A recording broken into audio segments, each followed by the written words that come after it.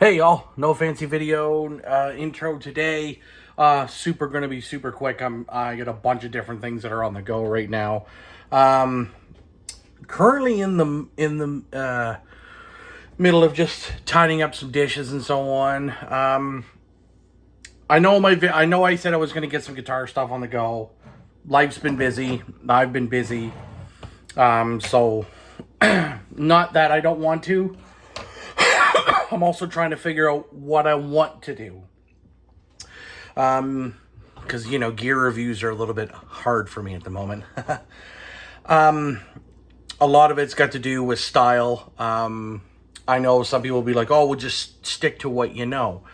Well, if I stick to what I know, that's going to encompass a lot of different stuff. Anything from the 80s, the 90s, the 2000s, and all that. And it's not going to be doom, stoner, sludge. It's going to be that. It's going to be thrash. It's going to be everything all in the mix. And speaking of thrash, I have a little story. Trust me, this won't take long. So one of the guys that I work with, he and I were talking because I had saw down at my local record shop, like the mom and pop shop, it's a place called Second Spin. Excellent guys. They just get lots of good stuff in at random, and sometimes they don't have really anything. But a week and a half or so, no, about a week ago, they got a whole shit ton of good stuff in. And I saw that they had Metallica's Ride the Lightning on cassette, along with Black Metal by Venom on cassette. And I go, ooh, damn. If only I had $50 to spend on both. So I was like, no, I said, I said, listen, if you have it still, how much? And I said, maybe put it aside. And they said, well, we've had about 10 people ask for it. I said, you know what, boys, by the time I get to you, it's not going to be for another day or so. Just go ahead and sell it. So they said, okay, cool. Appreciate the interest. I said, look, boys, I'm not going to get to it. It's just simple. So I was talking to one of my coworkers who goes by the name of Bart Barton. Now that may seem silly. Bart's a fantastic dude. I've known him for quite a while. He's a big thrash guy, into a lot of all the old classic stuff. And he said to me, he's like, I wonder what my old cassettes would be. And I said, well, I guess it depends on what you have. Like, if you've got like a lot of the classic records and some like kind of rare-ish records that I know you probably would have, because he's old enough. He's like in his 50s. And he said to me, he's like, well, I'll send you a picture later. I said, okay, cool. And we went about our day, and I talked to him briefly before I left to go home. And he sends me a picture.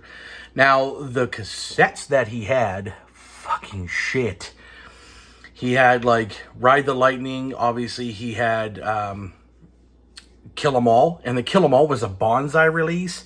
He had a bonsai release of Celtic Frost Morbid Tales, a bonsai release of Pleasure to Kill by Creator, I think, and I'm trying to remember the other one now, and it's kind of slipping. But he had like, Survival by Nuclear Assault, Terrible Certainty, and he had a bunch of classic fucking records. Out of the Dark, Into the Light, all like I said, and these were in, some of them were okay. Fucking, he even had Effigy of the Forgotten on cassette. I'm like, oh. Now, Effigy didn't have the J card, so I went through Discogs, and I went through in my mind, and I talked to Jason Skills. I talked to a few guys actually about what these things would cost.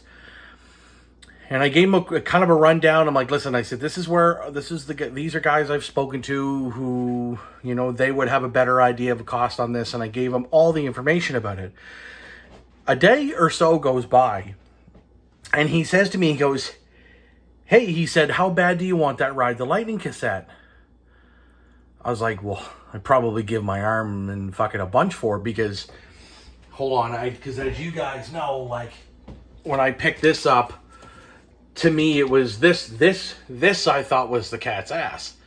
I mean, this and Entombed's Left Hand Path on vinyl, like, these are the cat's ass. I mean, Sabotage on cassette as well, and Power Ridge on cassette, and all that jazz that I've got. Like, these have been pretty big things for me. And I have Ride the Lightning on about on CD. I did give one copy to my nephew because while he got in, he really just started getting into the band. And I have a couple others, but I don't have cases, so I guess it doesn't really matter per se. And he's like, okay. He said, well, that's cool. He goes, I'll put a thought process to what I'll give you for a number and you can pay me later. He shows up today.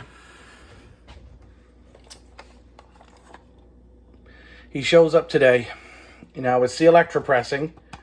Of course, it does have Megaforce Records on the back. Blah, blah, blah. And I said, well, what do you want for it? He says, nothing.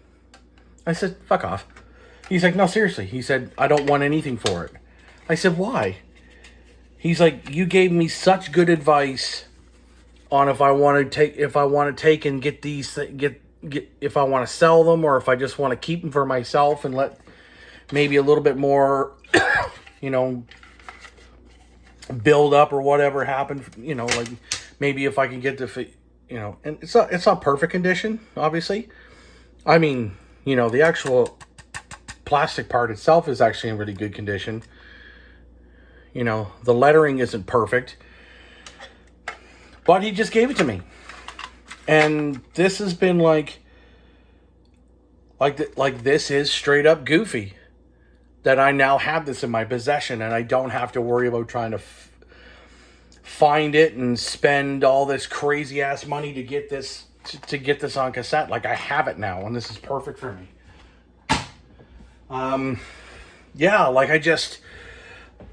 It just goes to show that, like, and of course, a lot of guys in the vinyl community who probably will, I hope that they can get the chance to watch this. That, for me, that's a Grail. That's another Grail down out of, like, a bunch. Obviously, the Bustle in Your Hedgerow, I got that on CD, finally. I was able to get a copy of the Complete the Down collection. And Tomb Left Hand Path on vinyl. Obviously, this on cassette and the green copy, which I never thought I would ever see in the flesh. I now have it. It's in my possession. I've played it a bunch. It's been great. Powerage on cassette, which I have. And, of course, I'd like to get that on vinyl. There's a couple other AC/DC Australian versions of things I'd love to have. But, high voltage, that would be... that would probably stop my brain... I think that would just stop me functioning altogether. That high voltage fucking Australian press. And like maybe like the odd other thing that it's not coming to my brain right now. But I've got Ride the Lightning on a bunch of different, on three formats. To me, that's amazing. And just Bart, I don't know if Bart's ever going to watch this. I'll let him know. I'll probably send him the video. Maybe he'll just kind of giggle at me because I'm an idiot. But he's just such a very cool guy for him to do that. And if the